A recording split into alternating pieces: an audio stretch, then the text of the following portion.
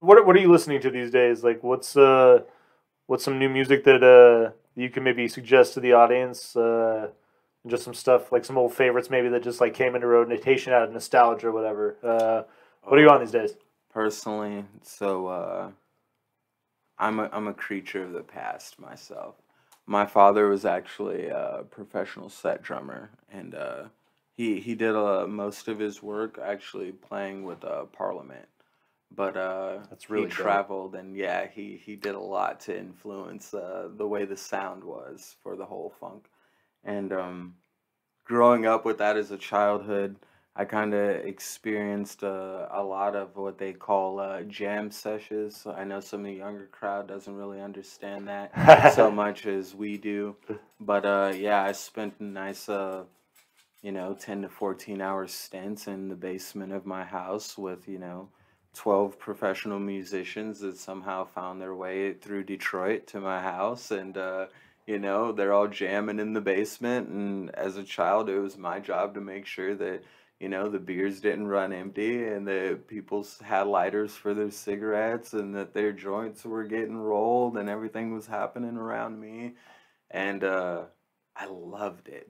That's wild, man. Is there any I story that like stands loved out it. to you, like that you like to tell, or Um, Probably one of the best ones was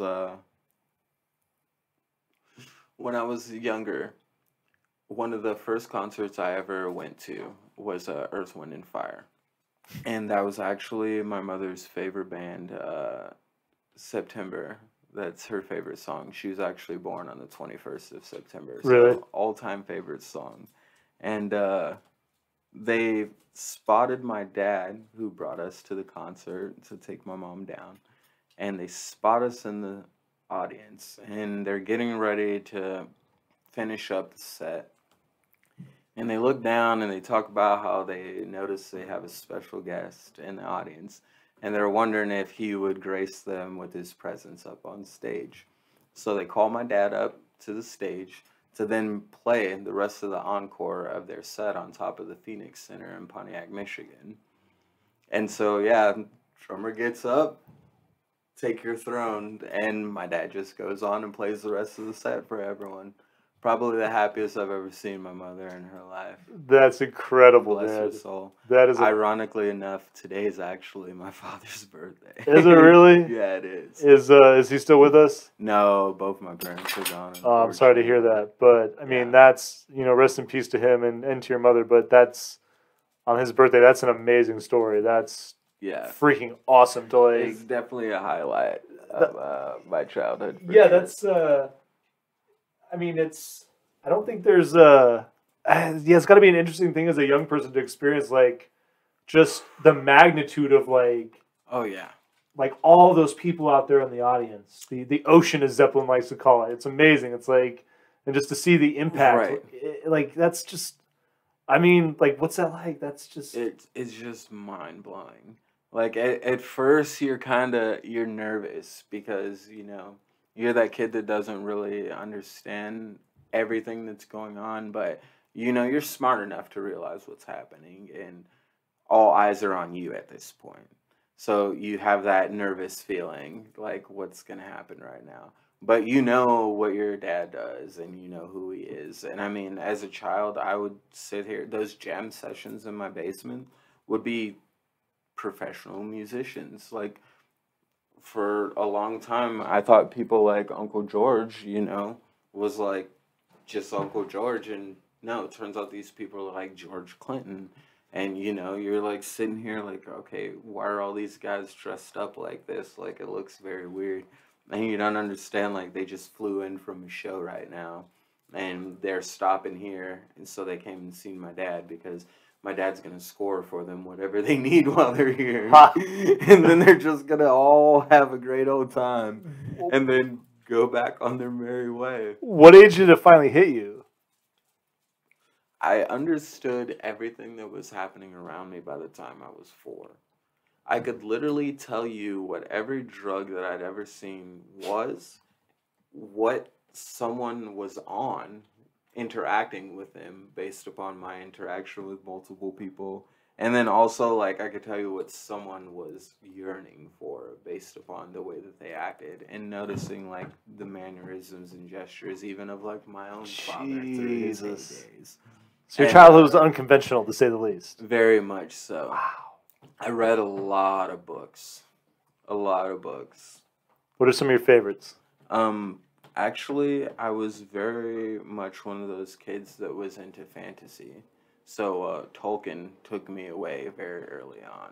Yep. After reading The Hobbit, I was kind of like, all right, I'm sold. Like, let's Knights and Round Table everything we possibly can for the rest of your life.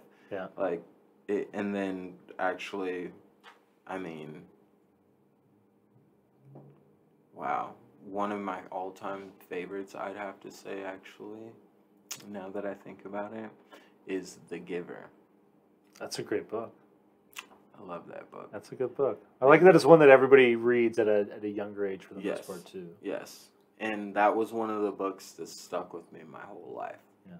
I think that my outlook on things, even with some, like, the terrible side of experiences that you have when you're a child with parents with that kind of lifestyle, you know, like it all kind of comes full circle when you realize that you've been granted an opportunity to take those experiences and excel and rise above them, and now you can provide others with opportunities to which where they won't have to experience everything the way that you did.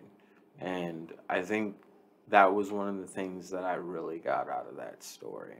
Yeah. Was that, you know, you can give anyone the keys to the city, but whether or not they choose to open the gate and walk in is all up to them. Well, it's really interesting to hear this from you because it's something that I talk about on the show as far as, and I think social media has been the biggest like catalyst as far as the way this has affected the general public's perception of famous people. And I think that all these social media platforms, these personal pictures and videos and stuff, there's almost this just like weird psychosis that people have as far as the personal level that they feel that they know this person. And it's like, you know, these people are, they're people and they're far from perfect. And it's, they're normal. Yeah. And it's, in some cases, they're a lot worse off. Yeah, you know, and it's like, and I mean, and it sounds from your experience like, I mean, it doesn't, I mean, and, you know, we haven't known each other long, but I mean, like, many props to you for just being the dude that you are. Because you are, likewise. No, man, you, like, you have a lot of integrity and I appreciate you. And I think that that's a big thing that's going on right now, too, is that, like, I hate to bring it up even a little bit, but I'm tired of victim culture, and I'm tired of, you know, very much so. You know, it's like you can take that route, or you can just, you know, just fight every single day, and that's, I mean, and oftentimes like it sucks, but like that's what life is, and it can be brutal, but it's a beautiful thing too, and I think it's often like, what's so beautiful about waking up is like the driving factor of just accomplishing what it is that you're trying to do. Right. Something that was told to me a long time ago by a gentleman that my father used to play chess with. When he first asked me what I wanted to do, and I told him I wanted to be a businessman. I told him that I wanted to run my own businesses, but I also wanted to be a scientist and a doctor and an engineer and chef and this, that, and the other, and just named off the list of things as a child will do, and then made sure I finished it off with and an astronaut, because, you know, little did I know I'd be going off to space every chance I got. But here we are, here now. And he looked at me, and when he said, you know, you want to be a businessman, he said, okay, there's something you're going to have to understand. Is that there's going to be so many opportunities for you to be upset and frustrated because you're going to have a lot of things that aren't going to happen your way. Yeah. And he said... Hold on real quick. Hey, you two. Come here. Hey. We know you guys are trying to steal the show. Right, you want to make an appearance? Come here. Come here. Everybody wants to know who's making all the noise. This is Hufflepuff. Huh? You big handsome face. Say what's up. Zelda, come here. All right, you got to get down now. Zelda, come here. Come here. Come here. This is Zelda. Yeah. Yeah, you guys have been making a lot of noise the last 20 minutes. All right. Okay, go relax. Go relax. You're very good dogs. We're almost done. Right. I'll take you on a walk in a little bit. You interrupted a good story. Right. Go on, my friend. But yeah, he says to me, he says, you have to remember that for every 100 no's you hear, you may hear one yes. And that every time you hear that no, it's going to hurt. But that one yes is going to feel better than any one of those no's. And if you can get through those no's, that once you get that yes, you're going to find that you get a lot more yeses because you've prepared yourself better for the yes through getting through the no's. And I looked at him and I said, well, what does that have to do with business? And he looked at me and he said, one day you're going to find out. And I'll tell you what, I've definitely found out. Those no's don't come in the way that most people think that they do. And even coming from that aspect of being raised by a musician, I understood that as well. Just, I didn't know how well I understood it at that point. That opportunities come. And when those opportunities come, you just gotta seize them. It's like any musician when he hears that song and he can't get it out of his head or she can't get it out of her head and they just have to get it out. And they get it out and they finally hear it and it just makes sense to them. Yeah. And so for me, business, music, food, every aspect of my life, I just try to give it that little bit of extra time sometimes to like let all the no's you experience that come in. As you know, sometimes it's that no's you can't listen to this track as loud as you want right now because your neighbor across the street, she's about 73 years old and she has a phone handy at all times. And her fingers are not frigid enough to miss those 3 numbers that she needs to have those guys or gals come over and ruin your session. So, yeah, the little no's, the big no's, they're all there. But if you just take the time to ride the wave and get through them, you start to see the benefits and the lessons learned ultimately turn into the yeses. Yeah.